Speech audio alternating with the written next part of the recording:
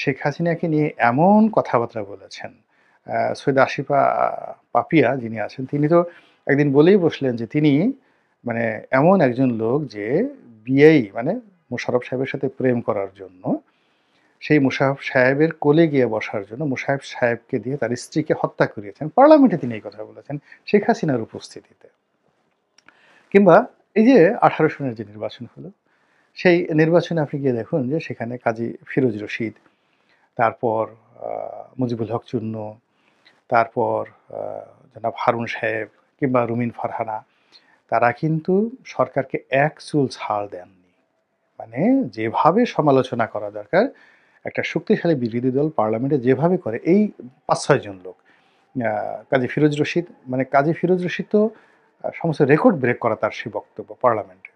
মানে তিনি সবসময় তিনি ২০১৪ থেকেই এইভাবে বলে আসছেন। বরং ২০০৯ সনে তারা অত বলতে পারেনি। ২০১৪ সনে বা ২০১৮ সনে কাজী ফিরোজ রশীদের যে ভূমিকা পার্লামেন্টে শেখ হাসিনার বিরুদ্ধে আপনি শুধু বক্তব্যগুলো দেখেন। হয়তো জাতীয় পার্টির কারণে আপনি স্মরণ করছেন না। কিংবা রুমিন ফারহানা একাই ১০০, হারুন সাহেব একাই ১০০। এই জিনিসগুলো প্র্যাকটিস হয়ে আসছে শেখ হাসিনার জামানাতে। আপনি তাকে একেবারেই স্বৈরাচারী বলতে পারবেন না। আবার এখন ডক্টর মোহাম্মদ ইউনূস আমাদেরকে সুযোগ দিয়েছেন কথা বলার জন্য। বলছেন আমরা বলছি, লিখছি। কেউ হয়তো ভয়ে সেলফ সেন্সার্ড হচ্ছেন তাদের নিজেদের দুর্বলতার কারণে, দুর্নীতির কারণে। কিন্তু কোনো একটা মহল থেকে আজ পর্যন্ত কোনো পত্রিকাতে টেলিফোন আসছে বা কোনো ব্যক্তির কাছে ফোন আসছে, আমরা এখন পর্যন্ত দেখছি না। আ সেই অনুভবই করি না। আমরা কিন্তু আমাদের মতো করে সমালোচনা করে যাচ্ছি। ইভেন আমরা অনেকেই খুব নির্মমভাবে বাংলাদেশে বসে সমন্বয়কদের সমালোচনা করছি। তাদেরকে বাচ্চা-বুচ্চা বলে যাচ্ছে তাই বলছি। কিন্তু কোনো সমন্বয়করা কারো সঙ্গে বেয়াদবি করেছেন, কারো সঙ্গে অপমান করেছেন, এটা আমরা এখনো শুনিনি। তারা হয়তো অনেকেই মব জাস্টিস করেছেন। আ এ ধরনের অভিযোগ আসছে। তো এটি নিয়ে সমালোচনা হচ্ছে। কিন্তু তাদের সমালোচনা করার কারণে কাউকে আক্রমণের শিকার হতে হয়েছে এই ঘটনা কিন্তু আমরা দেখিনি। কিন্তু যদি সামরিক শাসন আসে, আপনি একটা উফ শব্দ করতে পারবেন না। একটা উফ শব্দ করতে পারবেন না। এবং সেই অবস্থার কিন্তু এখন তৈরি হয়ে গেছে। মানে এখন আমরা রাজনৈতিক অবস্থাটাকে এত জটিল করে ফেলেছি, এই জটিল অবস্থা থেকে বের হওয়ার জন্য আসলে সামরিক শাসন ছাড়া কোনো বিকল্প নাই। আর আরেকটা বিকল্প আছে আনকন্ডিশনালি সমস্ত রাজনৈতিক দলগুলো ডক্টর মোহাম্মদ ইউনূস সাহেবকে সমর্থন দিতে হবে এবং সাহায্যের হাত বাড়াতে হবে। ২ নম্বর হলো তাদের সাথে যত মতদ্বৈততা আছে এটি দূর করতে হবে আনকন্ডিশনালি। কোনো রকম তর্ক-বিতর্ক ছাড়া। সে যদি বলে আমি ৫ বছর থাকবো, থাকবে ৫ বছর কিন্তু টু শব্দ করতে পারবে না। আর দ্বিতীয় বিকল্প হলো যে এখন যেভাবে চলছে যদি ডক্টর মোহাম্মদ ইউনূস চলে যান বা তাকে যদি বাদ দিয়ে দেওয়া হয় বা তার বিরুদ্ধে যদি আ যারা রাজনৈতিক শক্তি আছে তারা যদি ঐক্যবদ্ধ থাকে সামরিক শাসন একেবারে confirm there is no way, no alternative way. এখন প্রশ্ন হলো যে যদি সামরিক শাসন আসে তাহলে আমাদের রাজনৈতিক অনেক কী পরিস্থিতি হবে? প্রথমত সবচেয়ে বেশি ক্ষতিগ্রস্ত হবে বিএনপি। এর কারণ হলো আ সামরিক বাহিনীর সাথে বিরোধের কারণে বিএনপির জমানাতে 1-11 তৈরি হয়েছিল।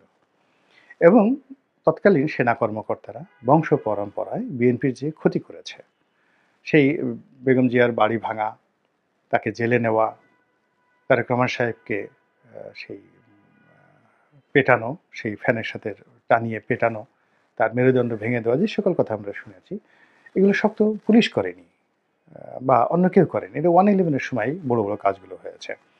তো এই কাজগুলোর যে কারণে আ সেনাবাহিনীর সঙ্গে যাকে বলা হয় বিএনপির একটা দূরত্ব আছে। এতে অস্বীকার করার কোনো উপায় নেই।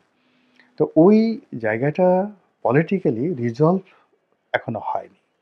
এখনো হয়নি এবং হওয়ার কোনো সম্ভাবনাও নেই। তো যাই হোক এখন যেটা বলছিলাম যে আবার অন্যদিকে দেখেন আওয়ামী লীগের আ পরে আসছি। সেটা হলো যে যদি এই অবস্থাতে সেনাবাহিনী ক্ষমতায় এসে যায় বা মার্শাল্লা হয়ে যায় তাদের ১ম যে স্টিম রোলারটা এটি বিএনপির উপর আসবে। এখন বিএনপির শীর্ষ নেতা তারা তো দুজনেই দেশের বাইরে আছে। বাংলাদেশে যারা আছেন ধরুন মির্জা ফখরুল সাহেব ভদ্রলোক মানুষ তার কিছুই হবে না। গয়েশ্বর বাবুরও কিছু হবে না। কিন্তু যাদের বিরুদ্ধে দুর্নীতির অভিযোগ আছে এবং ফটাফট করে যাদের দুর্নীতির মামলাগুলো নিষ্পত্তি হয়ে গেছে ওগুলো আবার চালু হয়ে যাবে। ওগুলো আবার চালু হয়ে যাবে। যাদের বিরুদ্ধে সন্ত্রাসের অভিযোগ আছে আবার চালু হয়ে যাবে। আবার এই গত ৫ মাসে যাদের বিরুদ্ধে চাঁদাবাজি থেকে শুরু করে দখল ইত্যাদি যে অভিযোগগুলো হয়েছে তাদেরকে রীতিমতো বাঁশডলা দেয়া হবে এবং চারিদিকে শুধু দেখবেন, হ্যাঁ, শুধু মানে কান্নাকাটি, রীতিমতো কান্নাকাটি। এবং সেই কান্নাকাটিতে বিএনপি নামক যে দলটি কি বিপদের মধ্যে পড়বে, এটি সামরিক শাসন মানে এর সাথে না খেয়ে থাকা ভালো। এর চেয়ে ডক্টর ইউনূসের অধীনে ১০০ বছর থাকা ভালো। এর চেয়ে আবারও যদি শেখ হাসিনা এসে আরও ১০ বছর শাসন করে তবুও ভালো, কিন্তু সামরিক শাসন মোটামুটি বিএনপিকে একেবারে মাটির সঙ্গে মিশিয়ে দেবে। এটা হলো আমার অ্যাসেসমেন্ট। এখন বিএনপি এটাকে কীভাবে নেবে বা না নেবে তার ব্যাপার। দ্বিতীয়ত বিএনপি এই অবস্থার প্রেক্ষিতে যদি সামরিক শাসন আসে, জামাতের জন্য পুয়া বারো। সেটা ২ বছর থাকুক, ৫ বছর থাকুক, ১০ বছর থাকুক, জামাত কখনোই সামরিক শাসনকে তারা মানে যাকে বলা হয় ডিসকঅপারেশন করবে না, কোঅপারেশন করবে। এর কারণ হলো জামাত এখনো পর্যন্ত ৩০০ আসনে প্রার্থী দিয়ে ২০০ আসন নিয়ে বিজয়ী হবে ওইরকম পরিস্থিতির সৃষ্টি হয়নি। ফলে নির্বাচন নিয়ে তাদের কোনো তাড়াহুড়া নেই। তারা একটা পরিবেশ চাচ্ছে, পরিস্থিতি চাচ্ছে যেখানে নিরাপদে তারা ওয়াজ করতে পারবে, তাদের কর্মী সমর্থক বাড়াতে পারবে, তাদের রাজনৈতিক কর্মকাণ্ড চালাতে পারবে, তাদের অর্থনৈতিক যে ক্ষতি শেখ হাসিনার জমানাতে হয়েছে এগুলো পোষাতে পারবে এবং এইটুক নিশ্চয়তা সেনাবাহিনী তাদেরকে দিতে বাধ্য। এবং তাদের তো সেনাবাহিনীর তো আসলে রাজনৈতিক উইংস দরকার। সেই উইংসে জামাত এবং সেনাবাহিনীর মধ্যে সবচেয়ে একটা দহরম মহরম সম্পর্ক হয়ে যাবে, প্রেম ভালোবাসার সম্পর্ক হয়ে যাবে। তো এখন জামাতের যারা নেতৃবৃন্দ রয়েছেন আপনি তাদের সবাইকে দেখবেন যে কত বড় হয়ে গেছে এক একজনে। এমনকি অনেকে দেখবেন যে মন্ত্রী মিনিস্টার হয়ে গেছেন। জামাত মাইন্ডের যে সকল সচিব, যে সকল মিলিটারি কর্মকর্তা রয়েছেন তারা মন্ত্রী মিনিস্টার হয়ে যাবেন সামরিক শাসনের জমানাতে।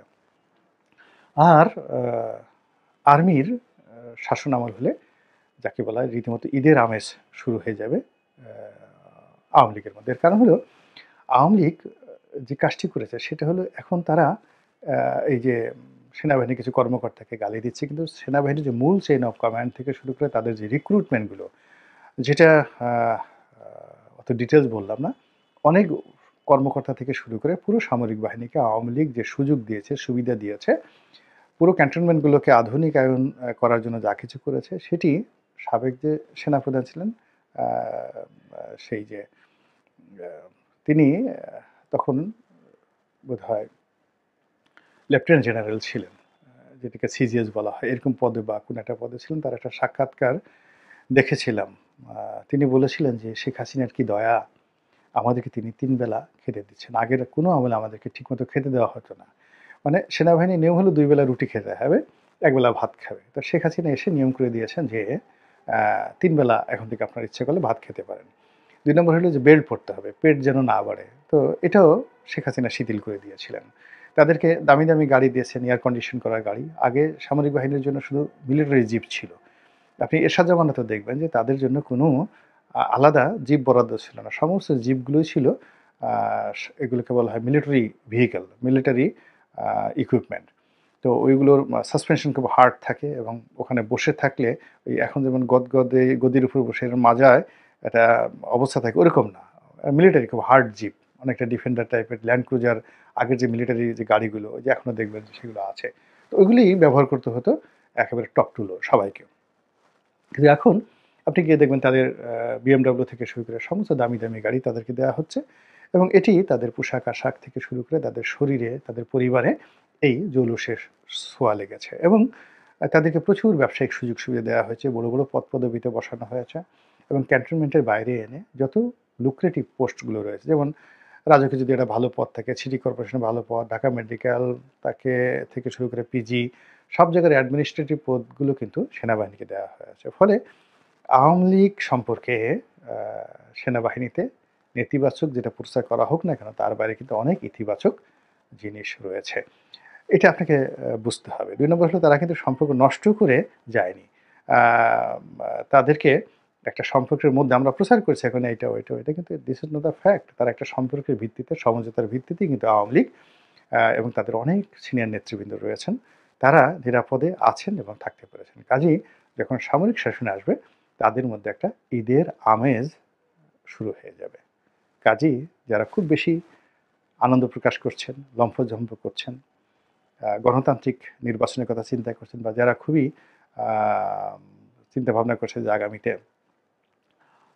তারা দ্রুত ক্ষমতায় চলে আসবেন, বা অনেকে যারা বলছেন যে ঠিক আছে অলক্ষণে আর্মি আসুক, মিলিটারি শাসন আসুক, 111 আসুক, উই ডোন্ট কেয়ার, তাদের জন্য কি পরিণতি অপেক্ষা করছে তা একটু বলার চেষ্টা করলাম। আল্লাহ আমাদের সবাইকে হেদায়েত দান করুন এবং হেফাজত করুন। আসসালামু আলাইকুম ওয়া রাহমাতুল্লাহি ওয়া বারাকাতুহু।